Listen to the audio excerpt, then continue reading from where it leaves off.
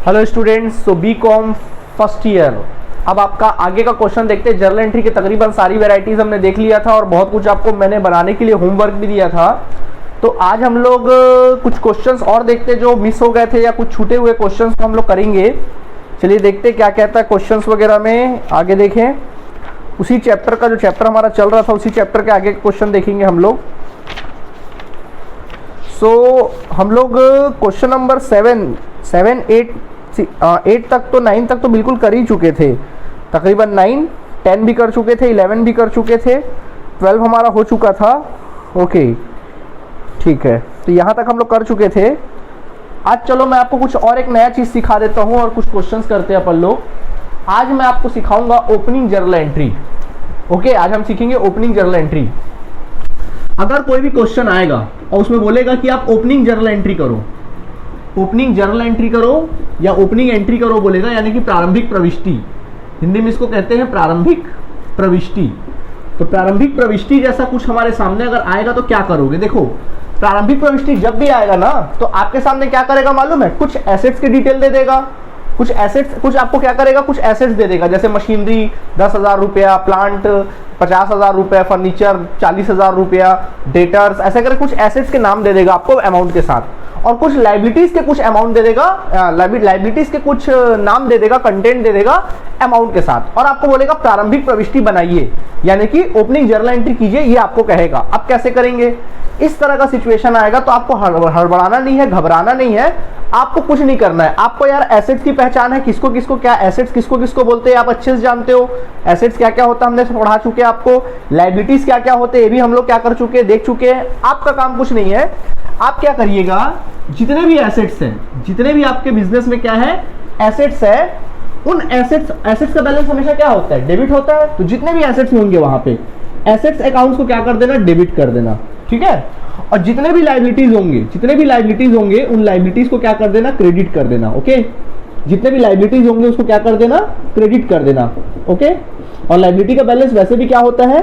Credit ही होता है। तो जितने भी लाइबिलिटी होंगे उनको क्या कर देना? क्रेडिट कर देना। बस यही आपका काम है, ठीक है। अब जैसे कि पता है आपको कि डेबिट और क्रेडिट आपस में क्या होते हैं? इक्वल होते हैं। आपस में क्या होते हैं? इक्वल। अब मान लो हमने एसेट्स और लाइबिलिटी को किया, मान लो यहाँ पे 10,000 लिखा, यहाँ पे 8,000 लिखला, यानी कि बैलेंसिंग जो है वो क्रेडिट तरफ आ रहा है। अगर मान लो बैलेंसिंग जो है आपका वो क्रेडिट तरफ आ रहा है तो बैलेंसिंग फिगर में डाल देना टू कैपिटल अकाउंट, बीच में एक लगा छोड़ देना, क्या डाल देना? टू कैपिटल अकाउंट डाल देना। बैलेंसिंग फिगर को टू कैपिटल अकाउंट डाल देना, ऐसा कुछ होता है। तो जो बैलेंसिंग फिगर जाएगा वो क्या जाएगा? टू कैपिटल अकाउंट बच्चों चला जाएगा, ठीक है। अब आप बोलोगे यदि sir balancing figure credit side ना आकर डेबिट साइड आ रहा है तब क्या करेंगे? तब भी वहां ज्यादा कुछ मत करना, सीधा क्या करना मालूम? अगर डेबिट साइड आएगा तो वहां लिख देना गुडविल अकाउंट डेबिट कर देना। किसको? बैलेंसिंग फिगर को, ठीक, बैलेंसिंग फिगर्स को लिख देना, ठीक है। और नरेशन क्या लिखोगे? नरेशन लिखोगे being opening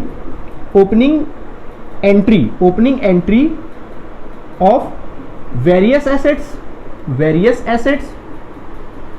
and various liabilities.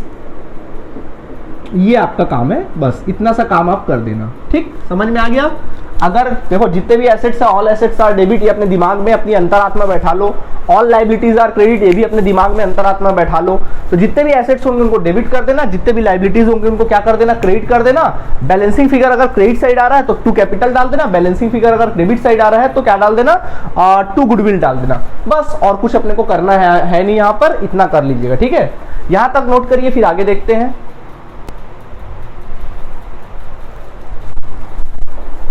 Okay students, तो अब हम लोग आगे बढ़ते हैं। क्वेश्चन नंबर 13 आपके सामने दिया होगा, देखेंगे अपने बुक में क्या लिखा है। देखें, from the following balance of messrs Ajay and company pass opening journal entry on 1 अप्रैल 2016।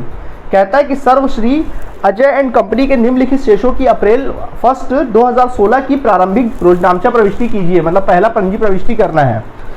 अच्छा, इसमें देखो लिखा है बाकायदा cash in hand, cash at bank, stock, investment, debtors, furniture, machinery, plant, etcetera etcetera दिया, यानी एसेट्स का पूरा डिटेल दिया। ये सब एसेट्स हैं, क्या करेंगे? इसको अपन लोग सबको डेबिट कर देंगे। और क्रेडिटर्स दिया है, बिल्स पेबल दिया है, लोन फ्रॉम बैंक दिया है, कैपिटल दिया है, तो ये सब क्या है, लायबिलिटीज है, इसको भी क्या कर देंगे, लिख देंगे। बस हमको क्या करनी है, ओपनिंग जर्नल एंट्री करनी है। तो कॉलम आप बना लोगे और करना क्या है, चलिए ओपनिंग जर्नल एंट्री करते हैं अपन लोग। तो हमको क्या करना पड़ेगा, सबसे पहला देखिए cash in hand account debit, जितने एसेट्स है सबको डेबिट करते चलो। तो क्या करेंगे, cash in hand account debit, cash in लिखेंगे, हैंड अकाउंट डेबिट। उसके बाद क्या लिखा देखें, कैश एट बैंक अकाउंट, तो क्या लिखेंगे, cash at bank account debit, cash at bank account क्या लिखना है, डेबिट। उसके बाद फिर अगला एसेट्स क्या है, स्टॉक है, तो स्टॉक तो एसेट्स ही होता है, तो क्या लिखना है, स्टॉक अकाउंट डेबिट। ठीक, अच्छा साथ साथ अमाउंट भी लिख सकते हो, अगर 2000 है इसका अमाउंट है अपने पास 4000 है कैश इन बैंक का, और स्टॉक का 10,000 है। इसके बाद देखिए फिर क्या लिखा है अपन लोगों को, इन स्टॉक के बाद लिखा है इन्वेस्टमेंट 2000, तो लिखना है investment account debit because of its your assets. तो इन्वेस्टमेंट अकाउंट क्या कर लीजिएगा आप लोग, डेबिट कर लीजिएगा, और वो भी कितने रुपए से, 2000 रुपए से, 2000 रुपए से इसको डाल लीजिए। उसके बाद लिखा डेटर्स, तो डेटर्स भी एसेट्स होता है, then your debtors account debit, debtors account debit, और कितना हो जाएगा, 10,000 है ये भी, तो 10,000 अमाउंट डाल दीजिएगा। इसके बाद लिखा हुआ है फर्नीचर, डेटर्स के बाद हमारा दिया है फर्नीचर अकाउंट, तो लिखेंगे फर्नीचर अकाउंट डेबिट। सो फर्नीचर अकाउंट्स डेबिट लिख लीजिए। कितना रुपए दिया अपन लोगों को फर्नीचर, 20,000 डाल दो। फिर उसके बाद लिखा है मशीनरी अकाउंट डेबिट, सो मशीनरी अकाउंट्स डेबिट, ये लिख लीजिए मशीनरी अकाउंट डेबिट, और अमाउंट कितना दिया अपन को, 20,000 रुपए दिया है। और फाइनली लिखना प्लांट अकाउंट डेबिट, प्लांट भी एसेट्स होता है, प्लांट अकाउंट्स क्या करना, डेबिट। ठीक, कितना रुपए दिया प्लांट अकाउंट हम लोगों को, 10,000, तो 10,000 क्या कर देना, लिख देना। ठीक, अब क्या करोगे, बीच में एक लाइन छोड़ लेना, क्योंकि बैलेंसिंग आएगा, हो सकता है डेबिट में आए, हो सकता है क्रेडिट में आए, तो उसको डील करना पड़ेगा। ठीक है, तो देखिए क्रेडिटर्स, तो क्या लिखेंगे, टू क्रेडिटर्स, लायबिलिटी है तो क्या लिखेंगे, टू क्रेडिटर्स अकाउंट। ठीक है, टू क्रेडिटर्स अकाउंट, अमाउंट देख लीजिए कितना दिया, 20,000, तो 20,000 रुपए लिख लो। इसके बाद फिर देखिए क्या लिखा, bills payable, to bills payable, क्या लिखा है, बिल्स पेबल। सो यार bills payable is equal to bills payable account लिखा है, कितना लिखा है भाई, बिल्स पेबल अकाउंट 10,000 रुपए लिखा है, 10,000 रुपए लिख लो। ठीक, 10,000 रुपए लिख लो। इसके बाद लिखा है लोन फ्रॉम बैंक अकाउंट, तो लिख देना टू लोन अकाउंट, या लोन फ्रॉम बैंक अकाउंट भी लिख सकते हो, एक ही बात है। अमाउंट यहाँ पे दिया है 8,000, तो यह लिख लीजिएगा 8,000 लिख लेना। ठीक है, और आगे दिया टू कैपिटल, अरे कैपिटल तो निकाल के दिया है, मैंने बोला था या तो कैपिटल आएगा या तो फिर क्या आएगा, गुडविल आएगा। और जब कैपिटल अपन को निकाल के दिया है, तो यार जब कैपिटल निकाल के दे दिया है ना, तो डायरेक्ट लिख लो, तो डायरेक्ट यहाँ बीच में लिख दो टू कैपिटल अकाउंट, इक्वली आएगा देख लेना। ठीक है, टू कैपिटल अकाउंट जब निकाल के दिया लिख लो 40,000, चेक कर लो, दोनों तरफ का टोटल देखना इक्वल ही आएगा। ठीक, नरेशन लिखेंगे being opening journal entry of, being opening general entry of various assets यानी विविध assets and various liabilities. Okay, इस तरह से आप लोग क्या कर सकते हैं, अपनी ओपनिंग जर्नल एंट्री बना सकते हैं। ओके, तो देखो बच्चों, ये हमारा opening journal entry question number 13 क्या हो गया, बनकर तैयार हो गया। ठीक, तो ये भी हमने आज सीख लिया नया चीज, हमने ओपनिंग जर्नल एंट्री भी क्या कर ली, सीख ली। ठीक है, तो इसको आप जल्दी से नोट कर लीजिए, फिर आगे बढ़ते हैं। सो स्टूडेंट्स, अब हम लोग आगे बढ़ते हैं। 14 नंबर क्वेश्चन देखेंगे। 14 नंबर का मैंने आपको ए और बी आपको खुद बनाना मैंने बोल दिया था, सी अब आपको मैं बता रहा हूं बना के। ठीक है, sold goods costing 6,000 to Ashok and company, issued invoice price 20% above cost and allowed 10% trade discount. बोल रहा है अशोक एंड कंपनी को 6,000 रुपए की लागत का माल बेचा। यार जब भी लागत दिया रहता है या कॉस्ट प्राइस दिया रहता है, तो मैंने बोला था कि उसमें पहले आप प्रॉफिट जोड़कर उसका लिस्ट प्राइस निकाल लेना, फिर आगे काम तो पता ही अपन को क्या करना है। ठीक है, तो आगे लिखता है लागत मूल्य 6,000 रुपए का बेचा, बीजक लागत मूल्य से 20% अधिक लगाया गया। बीजक मूल्य मतलब सेल्स प्राइस, ठीक है ना, लिस्ट प्राइस 20% अधिक लगाया गया, मतलब प्रॉफिट लो 20% लेते हैं कॉस्ट पर, और 10% व्यापारिक कटौती दी गई। ठीक, तो चलो बनाते हैं। सबसे पहले देखो, जब भी क्वेश्चन बनाना है, अपन को क्वेश्चन में कॉस्ट प्राइस दिया है, लिस्ट प्राइस नहीं दिया। जनरली क्वेश्चन में लिस्ट प्राइस देता था तो अपन बना लेते थे, अगर कॉस्ट प्राइस दे तो क्या करना है ये भी मैंने बताया था आप लोगों को। ठीक है, तो जब भी कॉस्ट प्राइस दे तो पहले वर्किंग नोट कर लीजिए आप सभी। तो पहले वर्किंग नोट कर लो, लिखो cost price of goods. First of all लिखो कॉस्ट प्राइस ऑफ गुड्स। तो बच्चों कॉस्ट प्राइस ऑफ गुड्स कितना है, 6,000 रुपए अपन को कॉस्ट प्राइस ऑफ गुड्स दिया है।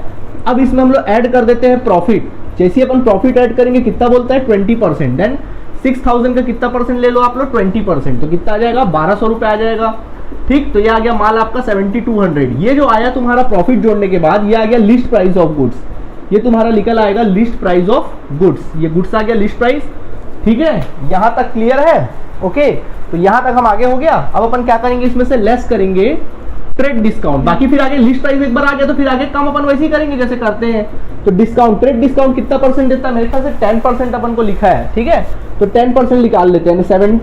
7200 का कितना परसेंट? 10%, तो कितना आ जाएगा? 720। चलिए अब इसको माइनस कर दीजिए। अगर आप 7200 में 720 को आप माइनस करके देख लीजिए कितना आता है। 0, 10 में से 2 जाएगा, कितना बचेगा? 8, 11, 4 एंड 6, 640। कितना आ गया? 640। ये तुम्हारे माल का जो एक्चुअल प्राइस आ गया वो क्या आ गया? 640। क्या इस क्वेश्चन में कहीं कैश डिस्काउंट लिखा है? नहीं सर, इस क्वेश्चन में कैश डिस्काउंट तो नहीं है, और ना ही जिक्र किया कि नगद बेचा है। तो अपन क्या मानेंगे? उधार बेचा होगा। वो भी किसको बेचा होगा? उधार। ये अशोक एंड कंपनी को उधार बेचा होगा। तो जब उधार माल बेचते तो क्या एंट्री बनता है? एंट्री बनेगा इसका Ashok and company's account debit, company's account debit to sales account. और अमाउंट कौन सा लिखाएगा यहाँ पे? एक्चुअल वाला 6480 एंड 6480, ये हो जाएगा। नरेशन लिख लेना, being sales of goods by credit, यानी उधार में हमने क्या किया? माल को क्या कर दिया? बेच दिया। आई बात समझ में? तो यार जब भी कॉस्ट प्राइस में अगर ऐसा रहे तो आप क्या करना? प्रॉफिट जोड़ के लिस्ट प्राइस आप लोग निकाल लेना, ये आपका काम है, ठीक है। तो इस प्रकार हमारा क्वेश्चन नंबर 13 का जो सीट लाइन था, इससे पहले वाले लाइन के क्वेश्चंस मैंने बताए थे, तो उसको आप कर लेंगे और इसको क्या कर लीजिए? आप लोग कंप्लीट कर लीजिए, ठीक है। चलिए मिटा देते हैं अब हम इसको। यहां तक हो गया होगा आप लोगों का, इसको मिटा देते हैं, आगे बढ़ जाते हैं हम लोग। ओके स्टूडेंट्स, तो हम लोग आगे बढ़ते हैं। अब देखिए क्या लिखा हुआ है क्वेश्चन नंबर 15। क्वेश्चन नंबर 15 अगर नहीं बनाए थे तो चलो बना लेते हैं फटाफट। आप लोग क्या करिए, मैं ओरली बोलते जाऊंगा क्वेश्चन, आप अपने पेन कॉपी में नोट कर लीजिए। पेन कॉपी उठा लीजिए और नोट करना स्टार्ट कर लीजिए। क्वेश्चन बोलूंगा, कॉलम बना लीजिए, डेट, पर्टिकुलर, डेबिट अमाउंट और क्रेडिट अमाउंट, बीच में लेजर फोलियो का कॉलम हो जाएगा, ठीक है। चलिए, तो कॉलम बन गया होगा आप लोगों का। स्टार्ट करें। पहला लिखा है एमपी क्वेश्चन है 15 number. Generalized the following transactions. आपको इसकी जर्नल एंट्री बनानी है, ये सब ट्रांजेक्शंस की। Goods destroyed by fire of ₹500। आग लगने से 500 रुपए का माल नष्ट हो गया। Goods destroyed by fire, rupees कितना? 500, यानी आग लगने से माल क्या हो गया? डिस्ट्रॉय हो गया। बोलो माल अगर जल रहा है तो अच्छी बात है, बुरी बात है? सर ये तो बहुत बुरी बात है, लॉस हो रहा है ना। तो क्या एंट्री करोगे? Loss by fire account debit. ये तो कंफर्म है कि लॉस बाय फायर अकाउंट क्या होगा? डेबिट होगा, क्योंकि लॉस हो रहा है तो लॉस हमेशा डेबिट होता है। तो लॉस बाय फायर अकाउंट क्या हो जाएगा? हमारा डेबिट हो जाएगा, ठीक, ओके। क्या जा रहा है? सर माल हमारा क्या हो रहा है? जा रहा है, तो क्या लिखेंगे? To purchase account. क्या लिखेंगे वहां पे? To purchase account. तो क्या लिखेंगे?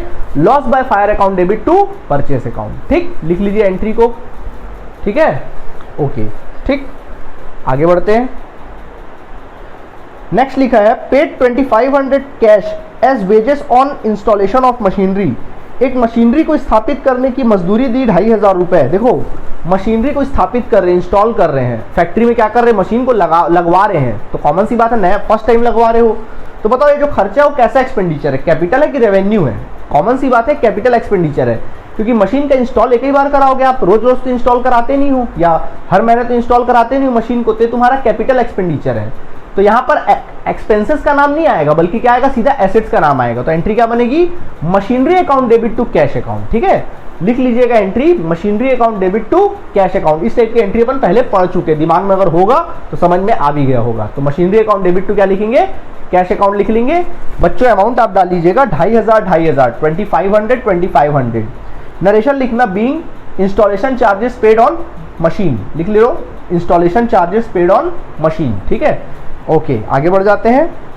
अगला लिखा है issued cheque in favour of messrs Parmatma Sharan and sons on account of purchase of good 7500। बोल रहा है माल का क्रय करने के फलस्वरूप 7500 का check messrs Parmatma Sharan and सन को निर्गमित किया। सुनो, बोल रहा है कि हमने माल खरीदा और माल खरीदने के ही बिहाफ पे हमने 7500 का चेक परमात्मा एंड सन्स को दिया। तो यार माल खरीद रहे हो और चेक दे रहे हो, तो यहाँ परमात्मा एंड सन्स से क्या लेना देना? माल आ रहा है, देखो क्या हो रहा है इसमें, माल आ रहा है, तो क्या एंट्री बनेगा? परचेस अकाउंट डेबिट, क्योंकि माल आपका क्या हो रहा है? आ रहा है। तो क्या लिखेंगे? Purchase account debit. और पैसा कहाँ से जा रहा है? चेक जा रहा है, तो चेक की जगह क्या लिखेंगे? टू बैंक अकाउंट, क्योंकि पैसा कहाँ से जा रहा है? जब भी किसी को चेक देंगे तो ऑलवेज ऑलवेज ऑलवेज जब भी आप किसी को चेक इशू करोगे तो क्या होगा? बैंक अकाउंट क्रेडिट ही होगा। इस बात को दिमाग में क्या कर लो? बैठा लो, ठीक है, ओके आगे बढ़ जाए। इसके बाद अगला लिखा है, देखो वही लिखा है गुड्स कॉस्टिंग। नेक्स्ट लिखा है goods sold costing 6000 to messrs Kalu and sons and invoice price 10% above cost less 5% trade discount. 6000 रुपये की लागत का माल मेसर्स कालू एंड सन्स को लागत से 10% अधिक और 5% व्यापारिक छूट के मूल्य पर बेचा। क्या बोल रहा है, 6000 रुपये के कॉस्ट का प्राइस का गुड्स है जिस पे 10% आपको प्रॉफिट लेना है कॉस्ट का, और उसको आप 5% ट्रेड डिस्काउंट पर क्या कर रहे हो, बेच रहे हो। यार अभी बताया, जस्ट अभी जो क्वेश्चन बताया था मैंने 6000, सेम वही क्वेश्चन है। आंसर भी लगभग नहीं, थोड़ा आंसर तो अलग आएगा लेकिन आपको बनाना है इसको, ठीक है। बन जाएगा, बेच रहे आप, उधार में बेच रहे हैं, ठीक है। तो इसको आप खुद बनाएंगे, ओके। सेम बिल्कुल अभी जो मैंने जस्ट बताया था वैसे ही रहेगा, बस अमाउंट का हेर फेर रहेगा वहाँ पे, ठीक है। सेम बनाएंगे, चलिए बनाइएगा उसको, हम नहीं बताएंगे उसको, ओके। चलिए नेक्स्ट क्वेश्चन, क्वेश्चन नंबर अपन को दिखाई दे रहा होगा 16, हम लोग को क्वेश्चन नंबर 16 दिखाई दे रहा होगा, ठीक। चलो 16 में आ जाओ, कॉलम बना लो 16 के लिए, जर्नल एंट्री के लिए कॉलम बना लीजिए जल्दी से। उम्मीद है बना लिए होगे कॉलम। स्टार्ट करते हैं। जर्नलाइज द फॉलोइंग ट्रांजैक्शन, निम्नलिखित व्यवहारों की रोजनामचा प्रविष्टि कीजिए। क्या लिखा है देखें, goods worth ₹500 were issued by proprietor for domestic purpose. क्या बोल रहा है, goods worth 500 were issued by proprietor for domestic purpose, यानी 500 रुपए के लागत का माल स्वामी ने अपने घरेलू उपयोग के लिए निकाला। मतलब 500 रुपए की लागत का माल अपने घरेलू उपयोग के लिए निकाला, पर्सनल पर्पस से क्या किया, निकाला। क्या कहेंगे इसको, ड्राइंग्स। तो क्या एंट्री बनेगा, ड्राइंग्स अकाउंट डेबिट। ड्राइंग्स तो हमेशा डेबिट ही होता है, सो ड्राइंग्स अकाउंट डेबिट। और बच्चों क्या जा रहा है, गुड्स जा रहा है, तो क्या लिखेंगे, to purchase account. Drawings account debit to क्या लिख लेंगे अपन लोग, टू परचेस अकाउंट अपन क्या कर लेंगे, लिख लेंगे। पक्की बात है, ओके। नेक्स्ट आगे बढ़े। इसके बाद अगला लिखता है goods uninsured worth 3000 were destroyed by fire. बिना बीमित माल 3000 रुपए का आग से जलकर क्या हो गया, नष्ट हो गया। आग से जलकर क्या हो गया, नष्ट हो गया। कहता है कि 3000 रुपए का माल था जिसका इंश्योरेंस नहीं हुआ था, वो मैटर नहीं है, आग से जलकर नष्ट हो गया। क्या एंट्री बनेगा, बना चुके अभी भी, loss by fire account debit to purchase account. Loss by fire account debit to क्या लिखेंगे, परचेस अकाउंट, ठीक है। उम्मीद हो गया होगा। Next paid 250 as wages of installation of new machinery. यार अभी तो बनाए, आप पेजेस पे कर रहे हो इंस्टॉलेशन ऑफ न्यू मशीनरी। कैसा एक्सपेंडिचर है, कैपिटल है, तो सीधा मशीन का नाम आएगा, क्योंकि हर बार तो नहीं करेंगे, रेगुलर एक्सपेंसेस तो है नहीं। तो क्या एंट्री बनेगा, machinery account debit to cash account 250। Narration लिख लेना, एंट्री लिखना machinery account debit to cash account 250। Narration लिखिएगा being wages paid on installation of machinery, being wages paid on installation of machinery, ये लिख लीजिए, ठीक। चलिए आगे बढ़ते हैं। इसके बाद देखो लिखा है sold goods to Mohan costing 600 to Mohan issued at 10% above cost less 5% trade discount. Mohan को 600 रुपए की लागत का माल 10% अधिक तथा 5% व्यापारिक छूट पर बेचा। मोहन को 600 रुपए का माल 10% अधिक मीन्स 10% प्रॉफिट लेकर 5% ट्रेड डिस्काउंट पर क्या किया, सेल किया। बनेगा, अभी बताया था मैं जस्ट, ट्रेड डिस्काउंट वाली बात अभी जो बताया था सेम वैसे ही बनेगा। इसको आपने खुद बनाना है भैया, ठीक है, ओके, ठीक। चलिए ठीक है, यहाँ तक तो हो गया, बात खत्म, ठीक है। चलिए ओके, ठीक, यहाँ तक हो गया अपना काम। इसके बाद तो बाकी चीज़ें तो मैंने आपको होमवर्क में दे दिया था, बनाने के लिए दे दिया था, और आपने उम्मीद है बना लिया होगा। चलिए ठीक है, बाकी सारी चीज़ें तो बन ही गई होगी, ओके। तो आज ये सारे टॉपिक हमारे क्या हो गए, खत्म हो गए, ठीक है। सारे टॉपिक क्या हो गए, खत्म हो गए। एक और कुछ चीज़ें मैं कुछ चीज़ें सिखा रहा हूँ, बता रहा हूँ। देखो कभी भी याद रखना, कुछ चीज़ें और नई चीज़ें बता दे रहा हूँ, जो ध्यान आते जा रही, तो जर्नल एंट्री में आपको समझा दे रहा हूँ। देखिए कई बार क्या होता है, ऑर्डर, कई बार क्या होता है, माल परचेस करने का ऑर्डर देते हैं, परचेस ऑर्डर। कई बार परचेस ऑर्डर हम लोग को मिलता है, देते हैं हम लोग। कई बार सेल्स ऑर्डर होता है, माल को ऑर्डर दिया जाता है, आदेश दिया जाता है। कई बार क्या होता है, माल का कई बार खरीदने के लिए हम किसी को ऑर्डर देते हैं, माल बेचने मतलब माल सेल करने के, कोई हमसे माल खरीदने बेचने, मतलब हम बेचने वाला ऑर्डर हमको क्या होता है, रिसीव होता है कि भाई उस फलाने को माल बेचो, ऑर्डर रिसीव हुआ।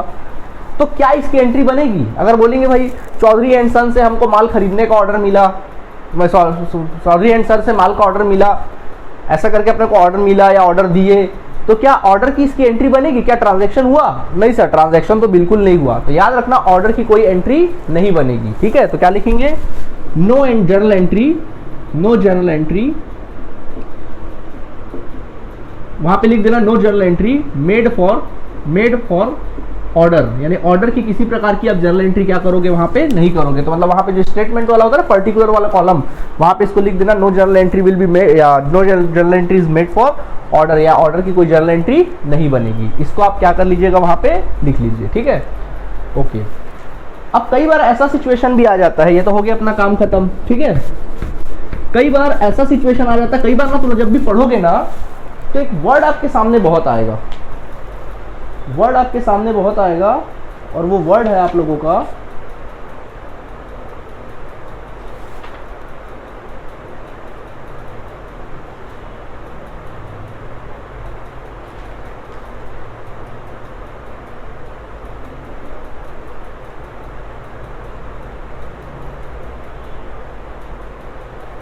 वर्ड है आप लोगों का full settlement, full settlement word आएगा, ठीक है। तो फुल सेटलमेंट, तो देखो इस टाइप की एंट्री जैसे आती है, जैसे कैसे क्वेश्चन रहेगा, मतलब क्या होगा देखो क्वेश्चन में, जैसे अपने को लिखा रहेगा, मान लीजिए जैसे मान लीजिए क्वेश्चन हम आपको देते हैं, लिखेंगे purchase of goods from Ram, purchase of goods from Ram, मान लीजिए 10,000 रुपए का गुड्स हमने क्या किया, परचेस किया, ये लिखा है। फिर कुछ एंट्री दी जाएगी, क्वेश्चन में बहुत सारी एंट्री दी होगी, फिर आगे और लिखेगा, फिर आगे लिखेगा नंबर 2 पे, फिर लिखेगा कैश पेड, ऐसा लिखे रहेगा कैश पेड टू राम ₹5,000, 5,000 रुपए दिया रहेगा, ऐसा लिखा रहेगा, ठीक है। फिर आप लोग को लिखा रहेगा, फिर कुछ एंट्री दी जाएगी, क्वेश्चन में थोड़ा मिक्स इधर उधर की एंट्री देगी, फिर आपको फिर क्वेश्चन में ही और एक बीच में घुसा रहेगा, एक और चीज लिखे रहेगा, फिर लिखे रहेगा परचेस ऑफ गुड्स, फिर से लिख देगा purchase of goods from Ram, ऐसा लिख देगा, ठीक है, और उसमें लिख देगा मान लो 5,000 और लिख दिया, ठीक। और फिर कुछ एंट्री दी जाएगी और लिख देगा cash paid to Ram, cash paid to Ram लिख देगा, कैश पेड टू राम लिख देगा, इन फुल सेटलमेंट ऐसा लिख देगा, इन फुल, अच्छा in full in full settlement लिख देगा, इन फुल सेटलमेंट लिख देगा, सेटलमेंट इन फुल सेटलमेंट ऐसा लिख देगा, इन फुल सेटलमेंट 9,000, मान लीजिए 9,450 लिख दिया, चलिए 500 लिख दिया, 9,000 कितना लिख दिया, 500, इस प्रकार से लिख दिया, ठीक है। ऐसा कई बार क्वेश्चन आ जाता है, कहीं भी फुल सेटलमेंट वर्ड दिया रहे, अगर क्वेश्चन में कहीं भी आप क्वेश्चन पढ़ रहे हो और लिखा रहा है फलाने फलाने को हमने कैश पेड किया है या कैश रिसीव्ड किया है, वो भी किस पे, फुल सेटलमेंट पे, फुल सेटलमेंट। तो जब भी फुल सेटलमेंट वाली बात है, समझ जाना वहां पे कौन सी बात आएगी, डिस्काउंट वाली बात आएगी, फट से समझ जाना वहां कौन सी बात आएगी, डिस्काउंट वाली बात आएगी। समझ में आया? कई बार डिस्काउंट लिख के दे देता है, बट कई जगह अपन को डिस्काउंट लिख के नहीं देगा, तो अपन फट से समझ जाएंगे वहां पे डिस्काउंट वाली बात आएगी, ठीक है, समझो। जैसे purchase of goods from Ram, तो इसकी क्या जर्नल एंट्री करोगे, purchase account debit to Ram, ठीक है। कैश पेड टू राम, तो सीधा एंट्री कर दो राम, यहाँ तो फुल सेटलमेंट नहीं लिखा है तो सीधा लिख दो Ram debit to cash, direct लिख दो। फिर purchase of goods from Ram, purchase account debit to Ram लिख दो। फिर वैसे लिखा, हाँ अब आगे क्या लिखा, कैश पेड टू राम, और साथ में क्या लिखा, इन फुल सेटलमेंट, फुल सेटलमेंट। जैसी फुल सेटलमेंट आए समझ जाओ डिस्काउंट वाली की आ रही बात यहाँ पे आ रही है, तब आपको क्या करना पड़ेगा, राम का पूरा हिसाब किताब को वर्किंग नोट में करना पड़ेगा, ठीक है। तो राम का हिसाब किताब देखना पड़ेगा, राम को कितना देना था, कितना लेना था, ये सारी बातें देखनी पड़ेगी। तो देखो राम से फर्स्ट टाइम आपने माल खरीदा था, तो कितने रुपए का माल खरीदा था, 10,000 का माल खरीदा था, ठीक। फिर आपने बीच में 5,000 रुपए क्या कर दिया, उसको पेड कर दिया, 5,000 क्या कर दिया हमने, उसको पेड कर दिया, ठीक है। तो बोलो अब राम से कितना देना था, राम को 5,000 हमको देना चाहिए था, राम से हमने माल खरीदा था 10,000, तो अभी कितने का देना था, 10,000 देना था, 5,000 हमने पेड कर दिया, तो अब कितना बच गया देने को, 5,000। फिर हमने खरीद लिया, उससे और खरीद लिया, फिर से परचेस कर लिया 5,000 का, आगे लिखा ना, तो फिर कितने का हो गया, 10,000 का लेन देन हो गया। फिर हमको राम को पेड कितना करना है, 10,000 हम लोग को क्या करना है, पेड करना है। अब क्या हो रहा है, हम लोग कैश पेड कर रहे हैं, वो भी फुल सेटलमेंट में। फिर फाइनली देखो कैश पेड कर रहे हैं फुल सेटलमेंट में 9,500। फुल सेटलमेंट का मतलब हुआ कि राम को हमको देना था 10,000 रुपए, हमने फुल सेटलमेंट किया और हमने उसको दे दिया कितना, 9,500। अब बोला भैया दोबारा नाम मत लेना, तो कितना रुपए कम दिया, 500। क्या कहलाएगा ये, डिस्काउंट कहलाएगा। क्या कहलाएगा, डिस्काउंट। क्या कहलाएगा, डिस्काउंट कहलाएगा, ठीक है। तब एंट्री क्या करोगे, पेड कर रहे हो ना, तो नॉर्मल एंट्री क्या बनेगी बताओ, Ram debit to cash account. क्या एंट्री करोगे इसका, Ram's account debit, Ram's account debit to cash account करेंगे। राम्स अकाउंट डेबिट टू क्या लिखेंगे, कैश। और कितना रुपए जा रहा है, कैश लिखोगे, साथ में क्या है यहाँ पे, डिस्काउंट भी है। तो देखो कैश के साथ ही तो डिस्काउंट, मैं एक टिक दिया था कि अगर कैश क्रेडिट हुआ तो डिस्काउंट भी क्या होगा, क्रेडिट ही होगा। कैश अगर डेबिट होता तो डिस्काउंट भी क्या हो जाता, डेबिट हो जाता, ठीक है। तो यहाँ डिस्काउंट क्या हो जाएगा, क्रेडिट, तो डिस्काउंट क्रेडिट लिख देंगे, ठीक है। अब अमाउंट फिल करते हैं। बताओ कैश कितना दे रहे हो? सर 9500 दे रहे हैं, तो कैश में लिखना 9500, डिस्काउंट कितना 500, दोनों को जोड़ लो 10,000। ऐसा इस टाइप की एंट्रीज क्या होगी, बनेगी। नरेशन लिख सकते हो, cash paid to Ram in full settlement of his account, ये लिख सकते हैं। ठीक है, इस प्रकार की। तो जब कभी भी फुल सेटलमेंट वाला वर्ड दे तो उस बंदे से आप पुराना ट्रांजैक्शन देखोगे और उसको क्या करोगे, मेंटेन करने का क्या करोगे, प्रयास करोगे और पूरा हिसाब किताब लगाओगे, कितना पैसा कम दे रहे, कितना देना चाहिए था और कितना कम दे रहे हैं, या अगर माल बेचे भी होंगे तो कितना रिसीव करना चाहिए था और कितना कम रिसीव कर रहे हैं, उसको डिस्काउंट में डाल दोगे। समझ में आ गया ये सब बातें? ठीक है, तो हमने तकरीबन एंट्रीज की सारी वैरायटीज क्या हो गई, पढ़ ली। बाकी कुछ वैरायटीज अगर अपन के पाला पड़ेगा तो अपन उसको अपन क्या कर लेंगे, देख लेंगे। साल के तकरीबन हम लोग जब आखिरी जब रिवीजन करेंगे तब हम लोग आपके अजय माला से भी कुछ रिवीजन कर लेंगे जो एग्जाम में क्वेश्चन आते हैं, या अनसॉल्व से भी कुछ रिवीजन करेंगे। तो उसमें कुछ नई एंट्री या जर्नल एंट्री मिलेगी तो उसको अपन डील करेंगे, और कुछ हम होमवर्क भी देंगे अगर कोई प्रॉब्लम हो जर्नल एंट्री में तो उसको हम देखेंगे। ठीक है, तो फिलहाल ये जर्नल एंट्री का टॉपिक जो है, आज आप लोग का जो जर्नल एंट्री चैप्टर है वो पूरी तरीके से कंप्लीट हुआ। आज के क्लास में जर्नल एंट्री पूरा कंप्लीट हुआ। कल के क्लास से हम लोग आपकी जर्नल एंट्री, जीएसटी की जर्नल एंट्री सीखेंगे, जीएसटी सीखेंगे, गुड्स एंड सर्विस टैक्स की जर्नल एंट्री किस प्रकार बनाई जाती है, वो बातें अपन कल के क्लास में सीखेंगे। तो आज आपका काम ये है कि आप अपने बुक के सारे एग्जाम्पल्स और सारे क्वेश्चंस कंप्लीट करेंगे। कोई डाउट होगा तो हमको आप पूछ सकते हैं। ठीक है, चलिए इसको नोट कर लीजिए। आज के लिए इतना काफी है। Thank you students.